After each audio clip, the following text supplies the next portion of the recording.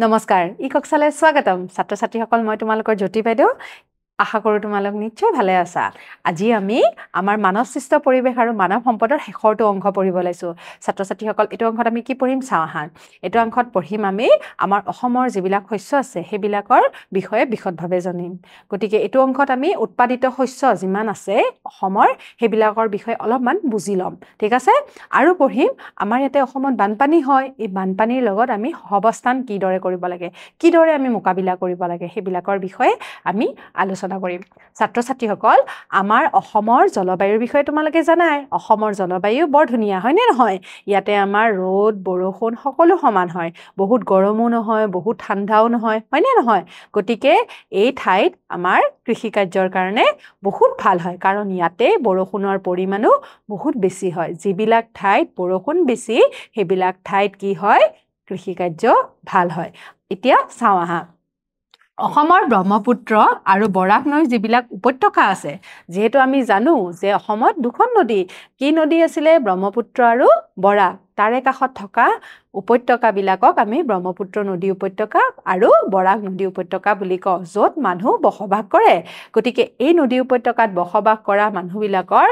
কি হয় তাৰে যিবিলাক কৃষি কাৰ্য আছে হেবিলাক বেছি হোৱা দেখা যায় কাৰণ ইয়াৰে নদী উপত্যকাৰ যিবিলাক মাটি হয় হেবিলাক পলসুৱা হয় গতিকে মৌচুমী জলবায়ুৰ প্ৰভাৱত ইয়াত যথেষ্ট বৃষ্টিপাত হয় বাবে কৃষিৰ কাৰণে উপযোগী হয় ইয়াতে বসবাস কৰা লোকসকল বেছি ভাগৰ জীৱিকা প্ৰধানকে কৃষি বুলি ক'ব পাৰি কাৰণ ইয়াৰে কি হয় মাটিবিলাক পলসুৱা হয় আৰু কৃষিৰ কাৰণে উপযোগী হয় গতিকে মানুহবিলাকৰ জীৱিকা কি হয় কৃষি হয় ঠিক আছে অসমৰ কৃষি উৎপাদিত শস্যসমূহ তিনিটা ভাগত ভগাব পাৰি আমি এই কৃষিৰ যিবিলাক উৎপাদিত শস্য আছে এই শস্যবিলাকক আমি তিনিটা ভাগত ভাগ কৰিব পাৰো ঠিক আছে কি আছিলে জানানে খাৰিফ শস্য ৰবি শস্য আৰু জায়দ শস্য গতিকে এই খাৰিফ ৰবি আৰু জায়দ শস্যৰ বিষয়ে আমি বিশদভাৱে আলোচনা কৰো আহা খাৰিফ শস্য কি হয় জানানে এপ্ৰিল মে মাহত খেতি কৰা যিবোৰ হয় তাৰ মানে এপ্ৰিল আৰু মেত কি কৰে জানানে এইবিলাক খেতি কৰা হয় আৰু কোন মাহত চপোৱা হয় নৱেম্বৰ ডিসেম্বৰ মাহত চপোৱা হয় নৱেম্বৰ ডিসেম্বৰ মাহত চপোৱা হয় গতিকে এইবিলাক কি হয় গ্ৰীষ্মকালৰ শস্য হয় গৰমৰ দিনত কৰা শস্য হয় আৰু এইবিলাক কি কৰা হয় এপ্ৰিল মাহত খেতিটো কৰে আৰু চপোৱা কেতিয়া হয় নৱেম্বৰ ডিসেম্বৰত ঠিক আছে এতিয়া ইয়াতে কি কৰা হয় জানানে শালি ধান মৰাপাট কুহিয়াৰ আদি এইবিলাক খাৰিফ শস্যৰ উদাহৰণ হয় মনত ৰাখিবা খাৰিফ শস্যৰ উদাহৰণ কি কলো শালি ধান মৰাপাট কুহিয়াৰ এইবিলাক আমাৰ খাৰিফ শস্যৰ উদাহৰণ খাৰিফ শস্য আমাৰ কেতিয়া কৰা হয় এপ্ৰিল মাহত কৰোৱা হয় আৰু নৱেম্বৰ মাহত আৰু ডিসেম্বৰ মাহত ইয়াক চপোৱা হয় ঠিক আছে এতিয়া ৰবি শস্য কিনো ৰবি শস্য হৈছে শীতকালত খেতি কৰা হয় গতিকে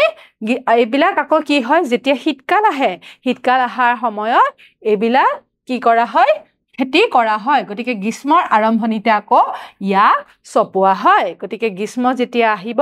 তাৰ আৰম্ভণিতে ইয়াক চপোৱা হয় ঠিক আছে যেনেকৈ আহু ধান বড়ো ধান সৰিয়হ মাহ তিল ধপাত এইবিলাক আমাৰ কেতিয়া কৰা হয় এইবিলাক আমাৰ শীতকালত কৰা হয় আৰু গৰম আহাৰ আগে আগে ইয়াক চপোৱা হয় গতিকে এইবিলাকক আমি কি বুলি কওঁ ৰবি শস্য বুলি কওঁ আমি আগৰটো পাইছিলো খাৰিফ শস্য আৰু এইটো পালো আমি ৰবি শস্য এবাৰ আমি চাওঁ আহা জায়দ শস্য কি গ্ৰীষ্মকালত এপ্ৰিলৰ পৰা জুন মাহৰ ভিতৰত কৰা হয় গতিকে এইটো খাৰিফ শস্যৰ লগতে কৰা হয় কিন্তু ইয়াক এপ্ৰিলৰ পৰা জুনৰ ভিতৰত শেষ কৰা হয় গতিকে এইবিলাক হৈছে তিয়হ তৰমুজ কোমোৰা মাকৈ এইবিলাক খেতি আমাৰ কেতিয়া কৰা হয় এপ্ৰিলত আৰম্ভ কৰি জুনত শেষ হৈ যায় গতিকে এইটোক আমাৰ জায়দ শস্য বুলি কোৱা হয় গতিকে জায়দ শস্য হৈছে যিবিলাক গ্ৰীষ্মকালত এপ্ৰিলৰ পৰা জুন মাহৰ ভিতৰত কৰা হয় আৰু এইবিলাক হৈছে তিয়হ তৰমুজ কোমোৰা মাকৈ ইত্যাদি ঠিক আছে এপ্ৰিল আৰু জুন মাহৰ সময়খিনি জলবায়ু শুকান হয় আৰু উষ্ণতা ক্ৰমক বাঢ়িবলৈ ধৰে গতিকে এইখিনি সময়ত আমাৰ কি হয় গ্ৰীষ্মকাল আৰম্ভ হয় গতিকে গৰম বেছি হয় হয়নে নহয় এপ্ৰিলৰ পৰা একেবাৰে জুনলৈকে বহুত বেছি গৰম হয় গতিকে এপ্ৰিলৰ পৰা জুনলৈকে যেতিয়া গৰম সময় হয় সেইখিনিক আমাৰ জায়দ ঋতু বুলি কোৱা হয় এই ছুটি ঋতুটোকে জায়দ ঋতু বুলি কোৱা হয় ঠিক আছে অসমত ওপৰত উল্লেখ কৰা শস্যৰ বাহিৰেও ফল-মূলৰ খেতি কৰা হয় গতিকে শস্যৰ কথা পাতিছিলোৱে আমাৰ ইয়াতে বিভিন্ন ধৰণৰ শাক-পাচলি আৰু ফল-মূলো কৰা হয় গতিকে সেইবিলাক হৈছে আলু মূলা কবি লাউ বেঙেনা আদা আম কঁঠাল আনাৰস নাৰিকল অমিতা তামোল পাণ কল এইবিলাক তোমালোকৰ বাৰীত আছে নে নাই এইবিলাক আমাৰ বাৰীত আমি দেখাই পাওঁ সচৰাচৰ হয়নে গতিকে অসমত উৎপাদিত ফল-মূল আৰু শাক-পাচলিও বহুত পৰিমাণে আমি ইয়াতে পাওঁ ঠিক আছে কিন্তু এই শস্যৰ খেতিও এতিয়া ৰাজ্যত বৈজ্ঞানিকভাৱে বিকশিত কৰা হোৱা নাই গতিকে বৈজ্ঞানিকভাৱে এই শস্যবিলাকৰ খেতি এতিয়াও কি কৰা হৈছে বৈজ্ঞানিকভাৱে কোনো ধৰণৰ বিকাশ হোৱা দেখা যোৱা নাই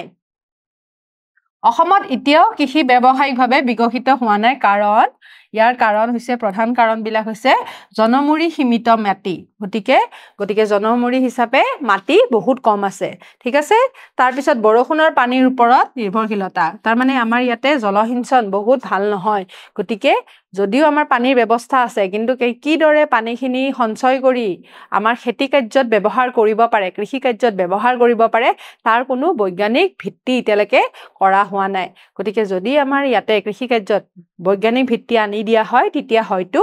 আমাৰ কি হ'ব শস্যবিলাক উৎপাদিত বেছিকে হ'ব গতিকে পৰম্পৰাগত কৃষি প্ৰণালীয়ে কৰি আছে মানুহে কি কৰি আছে বৰষুণকে নিৰ্ভৰ কৰে তেতিয়া পানী হ'ব তেতিয়াহে খেতি কৰা হয় কেতিয়াবা খৰাং হ'লে কি হয় আমাৰ কৃষি কাৰ্য ভাল নহ'বও পাৰে ঠিক আছে আৰু বানপানীৰ প্ৰভাৱ আৰু এটা ডাঙৰ সমস্যা হয়নে নহয় আমাৰ ইয়াতে বানপানী বেছি হয় কাৰণ বৰষুণ বেছি হয় যিহেতু আমাৰ যিবিলাক নিম্নভূমি আছে বা নদী কাষৰীয়া যিবিলাক জেগা আছে সেই ঠাইবিলাকত পানীৰে বাৰিষা কালত উপচি পৰে তাৰ ফলত বানপানীৰ সৃষ্টি হয় গতিকে বানপানীৰ সৃষ্টি হোৱাৰ লগে লগে অকল মানুহক দিগদাৰ দিয়ে নেকি নিদিয়ে তাৰ লগতে কৃষি কাৰ্য যিবিলাক আছে সেইবিলাকো নষ্ট হোৱাৰ সম্ভাৱনা বহুত বেছি আছে তোমালোকে দেখাই পাইছা বানপানীৰ ফলত আমাৰ কিমান ধৰণৰ অসুবিধা হয় ঠাইবিলাক পানীৰে উপচি পৰে ঘৰ দুৱাৰ আমাৰ যিবিলাক পশু আছে সেইবিলাকৰো অনিষ্ট সাধন হৈছে তাৰ ফলত আমাৰ কৃষি কাৰ্যবিলাকৰো অনিষ্ট সাধন হৈছে গতিকে এইবিলাক যিবিলাক কাৰণ আছে এই কাৰণবিলাকৰ কাৰণে আমাৰ কি হৈছে কৃষি এতিয়াও ব্যৱসায়িক ভিত্তিত লাভলাভ হোৱা দেখা নাই কিন্তু পাঞ্জাব বা এইবিলাক ঠাইত কি হৈছে বৈজ্ঞানিক ভিত্তি আনা হোৱাৰ কাৰণে বৈজ্ঞানিক দিশটো চাই পেলাই থোৱাৰ কাৰণে কি হৈছে সিহঁতৰ কৃষি কাৰ্য বহুত উন্নত হৈ আছে কিন্তু আমাৰ ইয়াতে এইবিলাক কাৰণ থকাৰ কাৰণে আমাৰ ইয়াতে কৃষি কাৰ্য এতিয়াও যিমান হ'ব লাগিছিলে সিমান হোৱা নাই ঠিক আছে গতিকে এতিয়া বানপানীৰ কথা পাতিছিলোঁ হয়নে নহয় তোমালোকে জানাই আজিকালি বানপানী আমি য'তে ত'তে দেখোঁ কৃত্ৰিম বানপানীও দেখোঁ যিবিলাক চহৰ অঞ্চলত দেখা যায় হয়নে নলা নৰ্দমাবিলাক যেতিয়া জাবৰ জোঁথৰেদি উপচি পৰে তেতিয়া কি হয় পানীবিলাক ব্লক হৈ যায় পানীবিলাক যাব নোৱাৰা হয় তেতিয়া কি হয় কৃত্ৰিম বানপানীৰ সৃষ্টি হয় ঠিক সেইদৰে গাঁও অঞ্চলত আকৌ নদীৰ পানীবিলাকে বানপানী সৃষ্টি কৰে ঠিক আছে গতিকে আমি আমাৰ যিটো বানপানী আছে আমি কি কৰিব লাগিব বানপানীৰ সৈতে সহাৱস্থান কৰিব লাগিব তাৰমানে বানপানীৰ সৈতে আমি কিদৰে জীয়াই থাকিব লাগিব সেইটোৰ বিষয়ে আমি গুৰুত্ব প্ৰদান কৰিব লাগিব ঠিক আছে গতিকে কি কৈছে ব্ৰহ্মপুত্ৰ বৰাক আৰু ইয়াৰ উপনৈসমূহ অসম পৰিপূৰ্ণ হয় গতিকে ইয়াৰে যিমান নদী আছে সেই নদীবিলাকত কি হয় পানী বহুত পৰিমাণৰ আছে আৰু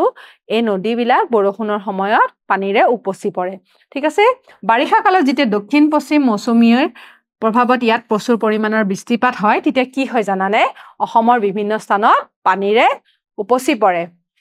এই সময়ছোৱাত অসমৰ বিভিন্ন স্থানত এক বা ততোধিকৰ বানপানী হোৱাটো এটা স্বাভাৱিক পৰিঘটনা হৈ গৈছে গতিকে বানপানী নোহোৱাটোহে আচৰিত কথা কিন্তু বাৰিষা কালত আমাৰ অসমত বানপানী প্ৰতিটো ঠাইতে হোৱা দেখা যায় গতিকে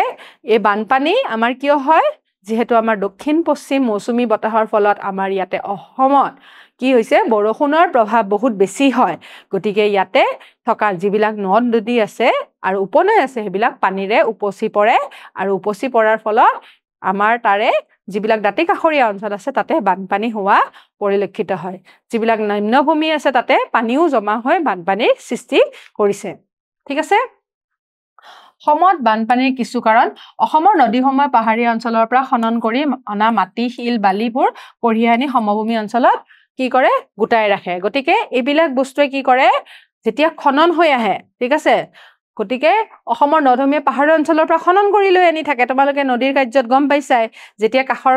ঠাইবিলাকৰ পৰা কি কৰে খনন কৰি লৈ আহি থাকে পৰিবহন কৰি গৈ থাকে তেতিয়া কি হয় এই ঠাইবিলাকৰ বস্তুবিলাকো কাষে কাষে খান্দি লৈ আনে যেতিয়া শিল বালি লৈ আনে এটা ঠাইত যেতিয়া সমভূমি পায় সমভূমি পোৱাৰ লগে লগে কি হৈ যায় মধ্যভাগ পোৱাৰ লগে লগে ইয়াৰ গতিবেগ কমি যায় কাৰণ এইবিলাক বস্তুৱে নদীখনৰ বহন ক্ষমতাটো ৰোধ কৰে বা লাহে লাহে কৰি যায় নিম্ন হৈ যায় বা মন্থৰ হৈ যায় ঠিক আছে ইয়াৰ ফলত নদীৰ বহন ক্ষমতা হ্ৰাস পায় বাবে বানপানীৰো সৃষ্টি হয় গতিকে পানীবিলাক সাইডলে উপচি পৰে ঠিক আছে ব্ৰহ্মপুত্ৰৰ ইয়াৰ উত্তৰ পাৰে থকা উপনৈসমূহ বাৰিষা কালত বৰষুণৰ পানীৰে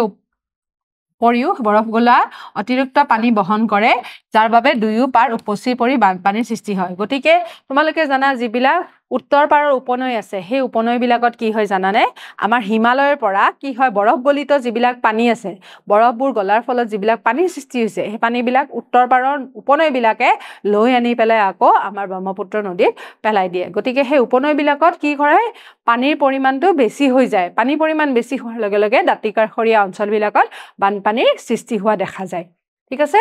1950 চনৰ বৰ ভূমিকম্পৰ ফলত ব্ৰহ্মপুত্ৰৰ তলি উফন্দি উঠা বাবে প্ৰত্যেক বছৰে অসমত বানপানী হোৱা দেখা যায় গতিকে 1950 চনত এটা ডাঙৰ ভূমিকম্প হৈছিল তাৰ ফলত কি হৈছিল জানানে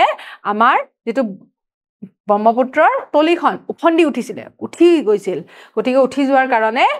কি হৈছে এতিয়া প্ৰত্যেক বছৰে বানপানী হোৱা দেখা যায় অসমৰ বহুত মানুহে বান আদুষিত অঞ্চলত বসবাস কৰে এই সকল লোক বানপানীৰ দ্বাৰা সহজে ক্ষতিগ্ৰস্ত হয় গতিকে বহুত মানুহে এতিয়াও বানপানী যিবিলাক ঠাই আছে বানপানী হোৱাৰ যিবিলাক ঠাই আছে তাতে প্ৰত্যেক বছৰে বানপানী হয় সেই ঠাইবিলাকতে মানুহবিলাক বসবাস কৰি আছে ক'ত যাব নিহতৰ ঠাই হয় গতিকে বানপানীৰ লগত তেওঁলোকে সহৱস্থান কৰিব লগাত পৰি গৈছে ঠিক আছে বানপানীয়ে পৰিবেশ আৰু মানুহৰ বিস্তৰ ক্ষতিসাধন কৰে যদিও ইয়াৰ ইতিবাচক দিশো নথকা নহয় গতিকে বানপানীয়ে পৰিবেশ আৰু মানুহৰ কি কৰিছে যথেষ্ট ক্ষতি কৰিছে হয়নে গতিকে কিন্তু ইয়াৰ ইতিবাচক দিশো নথকা নহয় অসমত বানপানীৰ সমস্যাটো কিছু পৰিমাণে নিয়ন্ত্ৰণ কৰিব পাৰিলে হয় কিন্তু ইয়াৰ স্থায়ী সম্ভাৱনা এতিয়ালৈকে ওলোৱা নাই গতিকে কিছু পৰিমাণে ইয়াৰ কি কৰিছে নিয়ন্ত্ৰণ কৰিছে কিন্তু নিয়ন্ত্ৰণ মানে কি হৈছে মাথাউৰি সাজিছে হয়নে নহয় বা কি কৰিছে যিবিলাক নদী আছে সেইবিলাক খান্দিছে কিন্তু কি হৈছে এবিলাকৰ স্থায়ী সমাধান এতিয়ালৈকে কিন্তু ওলাব পৰা নাই বৈজ্ঞানিক কোনো ভিত্তি পোৱা নাই এই উদ্দেশ্য গ্ৰহণ কৰিবলগীয়া কিছুমান ব্যৱস্থা আছে গতিকে আমি কি কৰিব লাগিব যেহেতু আমি বানপানীৰ লগতে থাকিব লাগিব গতিকে আমি কিবা উপায় অৱলম্বন কৰিব লাগিব এই উপায়বিলাক হৈছে বহুত ধৰণৰ ঠিক আছে বানাক্ৰান্ত অঞ্চলত বানপানী নোহোৱা সময়ত কৰিব পৰা কৃষিৰ ওপৰত গুৰুত্ব দিব লাগিব তাৰ মানে কি কৈছে যিখিনি বানাক্ৰান্ত অঞ্চল আছে তাতে আমি কি কৰিব লাগিব জানানে তাতে আমি কৰিব লাগিব যিবিলাক আমাৰ কৃষি আছে সেই কৃষিবিলাক যাতে নষ্ট নহয় তাৰ কাৰণে আমি গুৰুত্ব দিব লাগিব তাৰ মানে কি কৰিব লাগিব সেইখিনি সময়ত জানো আমি বানপানী হ'ব বুলি সেই কাৰণে আমি সেইখিনি সময়ত এনেকুৱা কৃষি কৰিব লাগিব এনেকুৱা খেতি কাৰ্য কৰিব লাগিব যাতে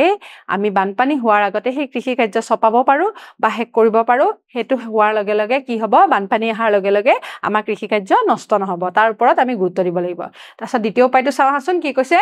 ওখ স্থানত বাসগৃহ নিৰ্মাণ কৰিব লাগিব আৰু সা সম্পত্তি সমূহ সুৰক্ষিত কৰাৰ বাবে ব্যৱস্থা কৰিব লাগিব গতিকে যিবিলাক ঘৰ আছে সেইবিলাক আমি সাধাৰণতে আমাৰ মাটিৰ ভেটিবিলাক ওখ কৰিব লাগিব হয়নে বা ওখ স্থানত আমাৰ ঘৰবিলাক বনাব লাগিব আৰু যিবিলাক আমাৰ সা সম্পত্তি আছে পশু ধনক লৈ পেলাইও সেইবিলাকো আমি কিদৰে সুৰক্ষিত কৰিব পাৰো তাৰ কাৰণে আগতে আমি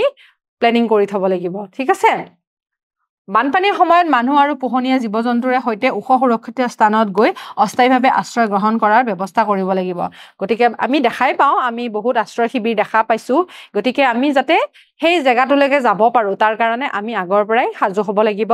আৰু লগতে আমাৰ যিবিলাক পশুধন আছে পশুধনৰ লগতে আমাৰ যিবিলাক সা সম্পত্তি আছে সেইবিলাকো যাতে ভালদৰে আমি লৈ যাব পাৰো হেতু কাৰণে গুৰুত্ব দিব লাগিব আৰু অস্থায়ীভাৱে হলেও আমি সেই ঠাইলৈ যাবৰ কাৰণে আমি সাজু হৈ থাকিব লাগিব ঠিক আছে পোহনীয়া জীৱ-জন্তু মানুহৰ খাদ্য সামগ্ৰী বানপানীত ডুব নোযোৱাকে ওখ চাংঘৰ সাজি তাত ৰখাৰ ব্যৱস্থা কৰিব লাগিব গতিকে পশুধনবিলাক আমাৰ যিবিলাক আছে পোহনীয়া জীৱ-জন্তু যিবিলাক আছে সেই আৰু আমাৰ যিবিলাক সা সম্পত্তি আছে সেইবিলাক বা আমাৰ যিবিলাক ধৰা আমাৰ কি কৈছে আমাৰ যিবিলাক খাদ্য সামগ্ৰী আছে খোৱা বস্তু আছে ঠিক আছে আমাৰ ধৰা চাউল বা সেইবিলাক আমাৰ কি কৰিব লাগিব চাংঘৰত থব লাগিব চাংঘৰ মানে অলপমান ওখ ভেটিত থব লাগিব ঠিক আছে সেইবিলাকত আমি চাংঘৰ সাজি তাত ৰখাৰ ব্যৱস্থা কৰিব লাগিব বানপানীৰ সময়ত ব্যৱহাৰ কৰিবৰ কাৰণে পৰিষ্কাৰ পানীৰ সুব্যৱস্থা কৰিব লাগিব আৰু যেহেতু বানপানীৰ সময়ত পানীৰ বহুত অভাৱ হয় খোৱা পানীৰ বহুত অভাৱ হয় বিশুদ্ধ পানী আমি নাপাওঁ গতিকে তাৰ কাৰণে আমি চেষ্টা কৰি ৰাখিব লাগিব বানপানী হোৱাৰ আগতে প্ৰয়োজনীয় ঔষধ তথা খাদ্য সামগ্ৰী অস্থায়ীভাৱে গৃহ নিৰ্মাণৰ সামগ্ৰী বীজাণুনাশক দ্ৰব্য মজুত কৰা চেষ্টা কৰিব লাগিব